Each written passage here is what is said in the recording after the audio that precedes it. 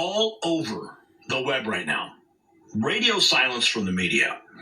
White House Office of Science and Technology Policy Director Michael Kratsios says the U.S. has technology that can manipulate time and space. Listen. Advances, our passenger planes are slower than they used to be. Our trains crawl compared to those in other parts of the world. Our cars do not fly.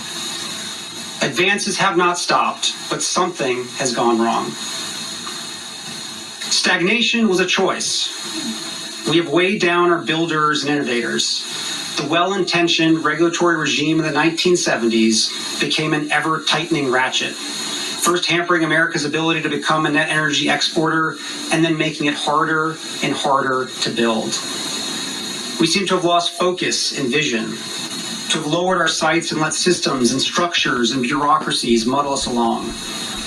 But we are capable of so much more. Our technologies permit us to manipulate time and space. They leave distance annihilated, cause things to grow and improve productivity. Our passenger... So we apparently have technology that can manipulate time and space. I mean, this is like straight out of Back to the Future, okay? I'm talking Doc Brown level technology here that the White House is sitting on. And they just casually mention it. Yeah, let's keep going. Dear United States White House, what did you mean by our technologies permit us to manipulate time and space? What's up with that? This is from the official White House website. Remarks by Director Kratsios at the Endless Frontiers Retreat. Now, I want to point out this was part of the Council on Foreign Relations. You guys know what that means. But you can see right there, highlighted below, our technologies permit us to manipulate time and space. So while this was remarks given at the Council on Foreign Relations, the White House officially published the remarks. So this is official statement from the White House. The U.S. can control time and space. Now, we're going to go down a little bit of a rabbit hole here, because I found this clip that was posted by Linda Opines. She says, I look so good in my deep, dark black belt in conspiracy theory these days.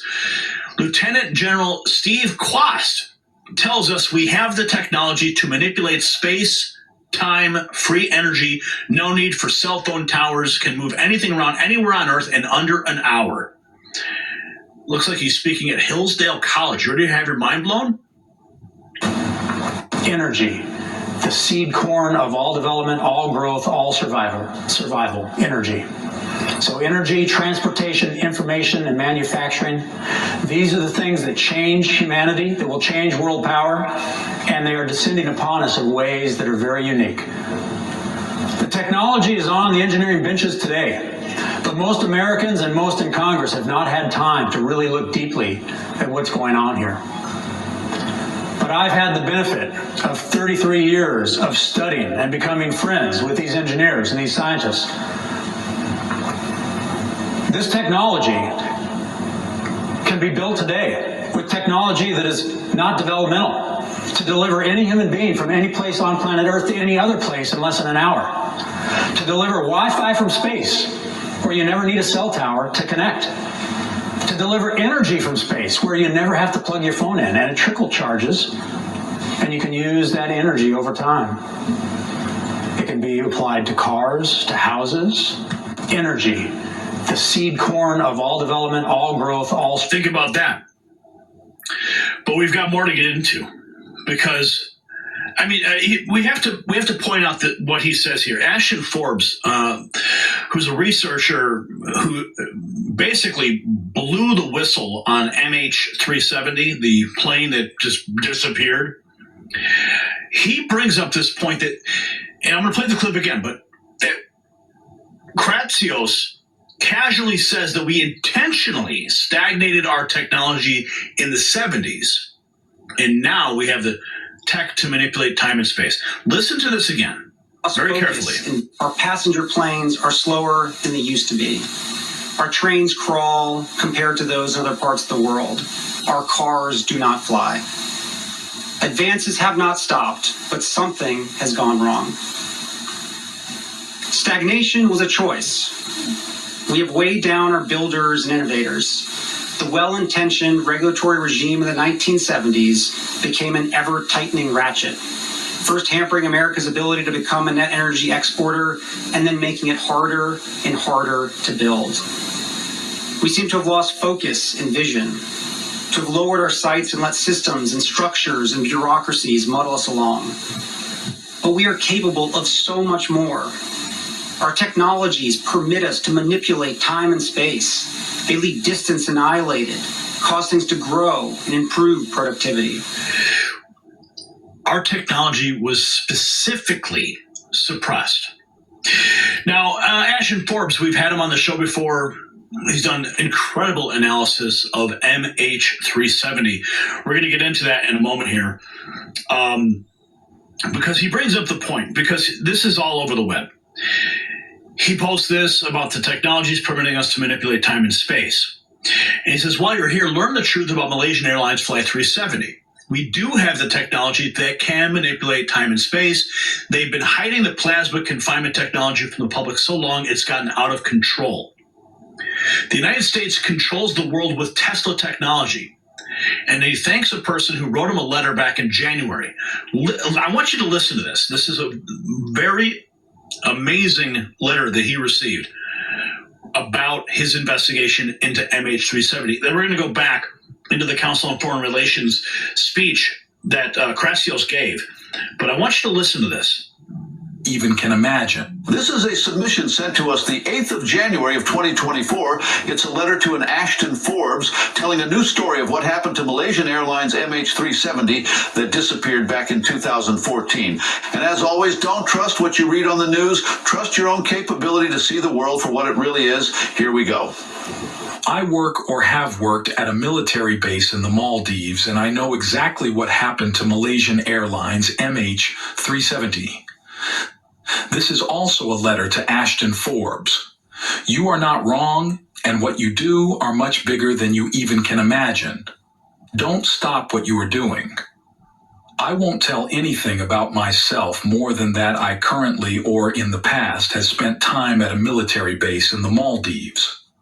That I have done this type of work since I joined the military when I was young, and that was many decades ago. Still in the game, but the years are starting to get to me. I write this because I want the world to know that most of the trouble on Earth are created for political reasons. United States, or at least a covert administrative elite of the U.S., has, at will, complete control, and this has been true since the 60s.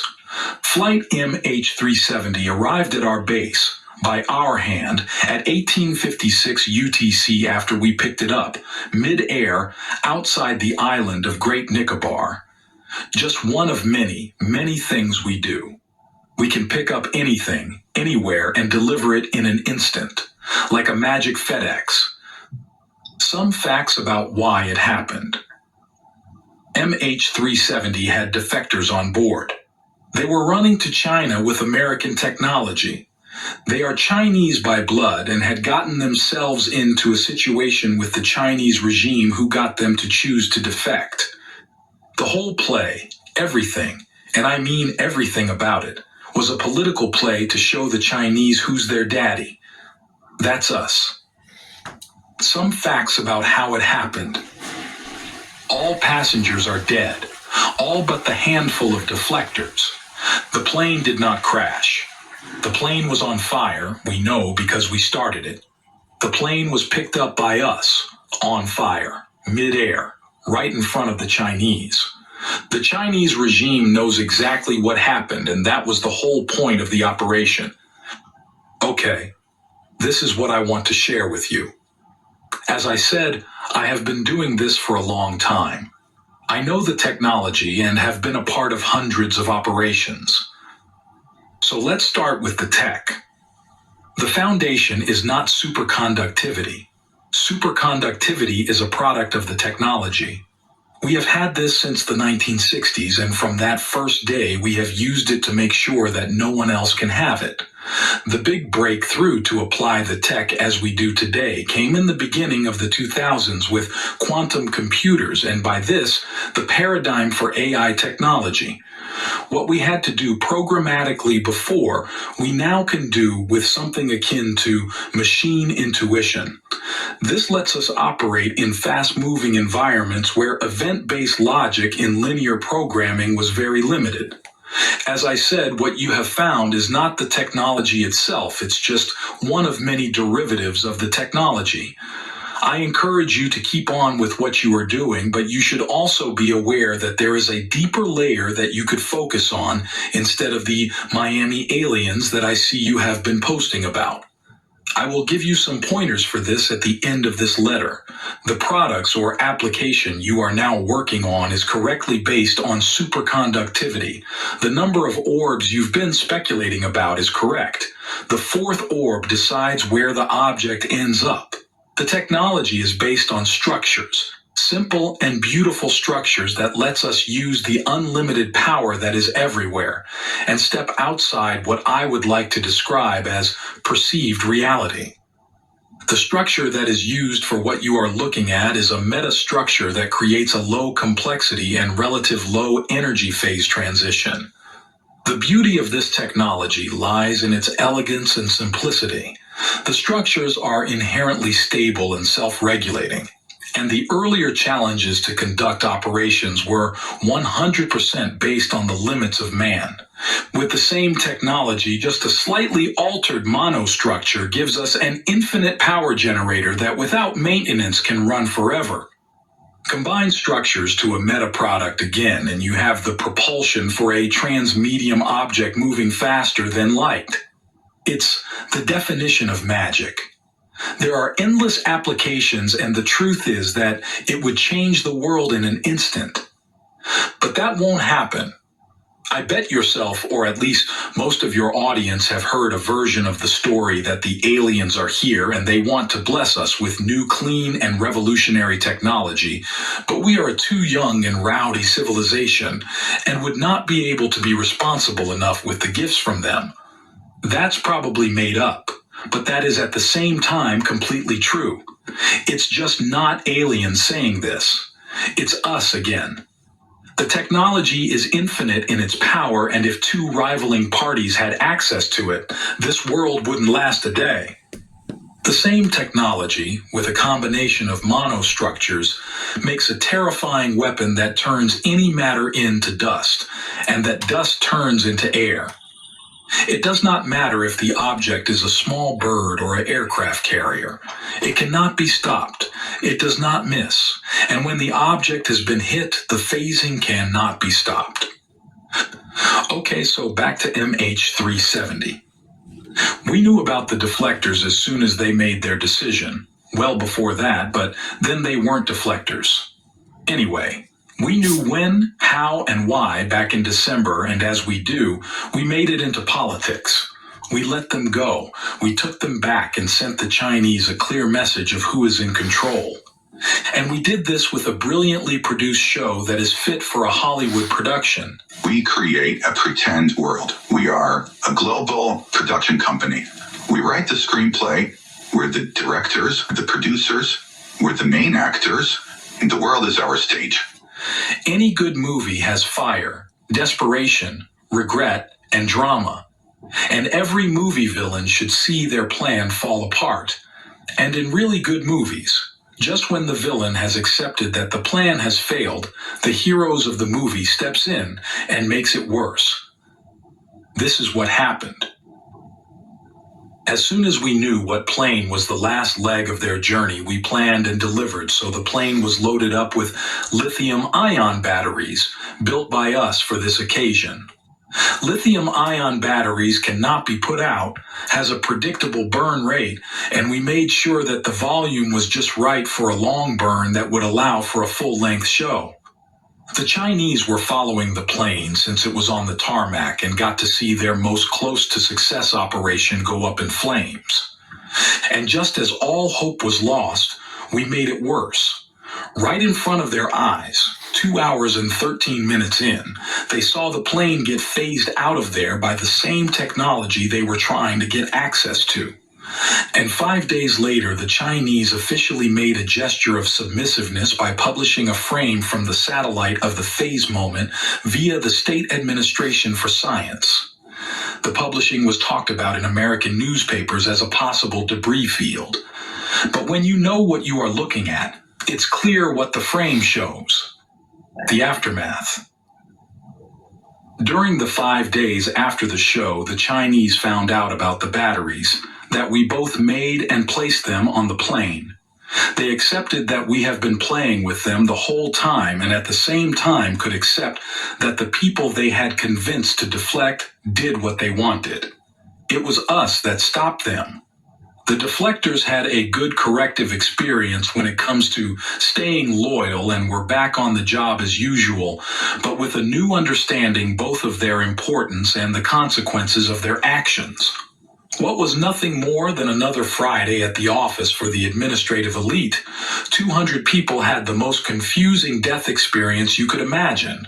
1,500 people lived a tragedy, losing family members in a mystery, and 10,000s spent months searching and millions speculating for years.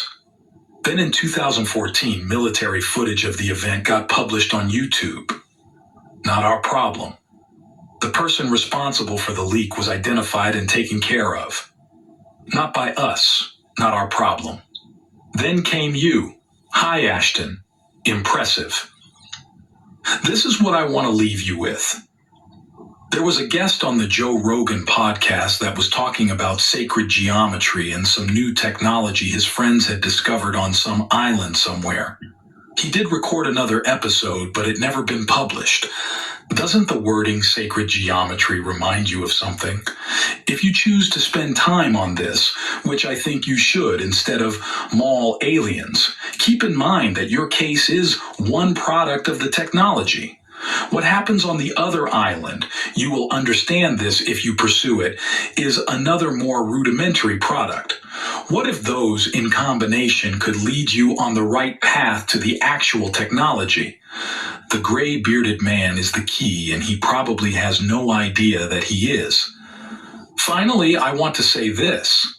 How do you defeat someone who can turn skyscrapers to dust, completely erase whole neighborhoods in an afternoon, and steal a burning Boeing 777 midair? Someone who, when needed, has the complete control of all media and crafts the perception of events, and has most of humanity eating from its hands. After almost a full life in their service, I think I know the answer. You talk about them, and you don't stop talking. This is a submission set. You don't stop talking. And that's exactly what we're doing. Check this out. Here's some more. Ashton Forbes posted this 4 hours ago when he appeared on Redacted. And that's what actually caught my attention to this whole story.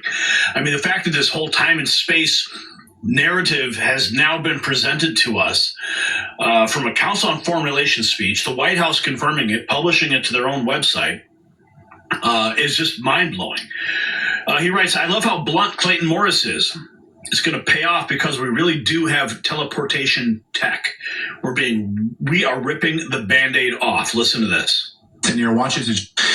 Yes, the White House has just admitted on the record that we possess the technology to manipulate time and space. In other words, time travel, teleportation technology, yes. The ability to transport large military craft from point A to point B nearly instantaneously. Seriously, just like what the United States did when they teleported flight MH370. Of course, we've covered that extensively here on the show. Friend of the show, Ashton Forbes, has done remarkable work breaking this story wide open on the quantum teleportation technology. Teleporting this craft out of thin air. Watches, it just vanishes in thin air as the orbs fly right around the outside of it. And it disappears, boom, right there, gone. Okay. Well, we looped it. Okay. So I know it looks like it reappeared, but anyway. So this confirms what we've been reporting for years from whistleblowers, members of the military who've been on our show. We've spoken privately with them, also who've never been on the show, didn't want their faces on camera, who witnessed this technology in action. They worked on programs where this technology was in action. So what is it? What's going on? So keep on going here, diving deeper into this Council on Foreign Relations speech. There was talk about dominating global AI and tech at the Endless Frontier Summit. Now, they tried to block his first executive order back in 2019, but now they are racing to catch up. Check this out. Why is Michael Krasios talking about manipulating time and space? Could this be the secret technology Trump's team has been developing?